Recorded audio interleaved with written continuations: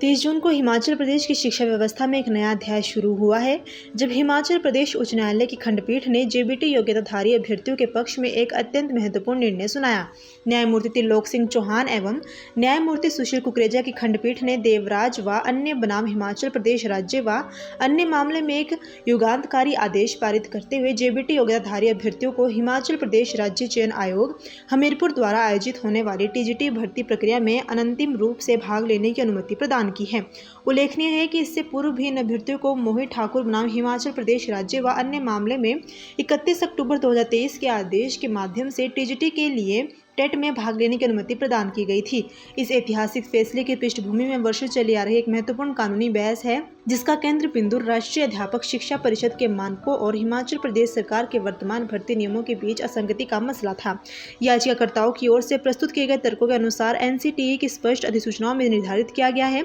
कि स्नातक डिग्री के साथ 2 वर्षीय डीएलएड धारक अभ्यर्थी भी कक्षा 6 से 8 तक के छात्रों को पढ़ाने की पूर्ण योग्यता रखते हैं। इस आधार पर याचिकाकर्ताओं ने न्यायालय के समक्ष ये मुद्दा उठाया था कि राज्य सरकार के वर्तमान भर्ती नियम राष्ट्रीय मानकों के अनुरूप नहीं है और इसके कारण हजारों योग्य अभ्यर्थी अपने वैध अधिकारों से वंचित हो रहे हैं। इस संदर्भ में महत्वपूर्ण है कि न्यायालय ने अपने आदेश में स्पष्ट रूप से निर्धारित किया है कि यह भागीदारी अनंतिम प्रकृति की है और अंतिम न्यायालयीय निर्णय के अधीन है। मामले की अगली सुनवाई 21 जुलाई को निर्धारित की गई है, जहां इस मुद्दे पर अंतिम निर्णय लिया जाएगा। न्यायालय ने यह भी स्पष्ट किया कि अनंतिम भागीदारी से याचिकाकर्ताओं को कोई निहित या स्थायी अधिकार प्राप्त नहीं होता है और ये पूर्णतः न्यायालय के अंतिम निर्णय के अधीन होगी। इस निर्णय की व्यापक सामाजिक और शैक्षिक महत्ता को देखते हुए कहा जा सकता है कि यह केवल एक कानूनी विजय नहीं है, बल्कि शिक्षा के क्षेत्र में न्याय और समानता की दिशा में एक महत्वपूर्ण कदम है। इससे न केवल योग्य अभ्यर्थियों को उनके वैध अधिकार मिलेंगे, बल्कि राज्य की शिक्षा व्यवस्था में भी गुणात्मक सुधार आने की संभावना है। ये निर्णय इस बात का भी प्रमाण है कि न्यायपालिका शिक्षा के मौलिक अधिकार और रोजगार के अवसरों की सुरक्षा के लिए प्रतिबद्ध है। इस संदर्भ में यह भी उल्लेखनीय है कि साल 2023 में पारित टेट संबंधी आदेश ने इस दिशा में पहला कदम उठाया था और अब वर्तमान आदेश उसी श्रृंखला की अगली कड़ी है।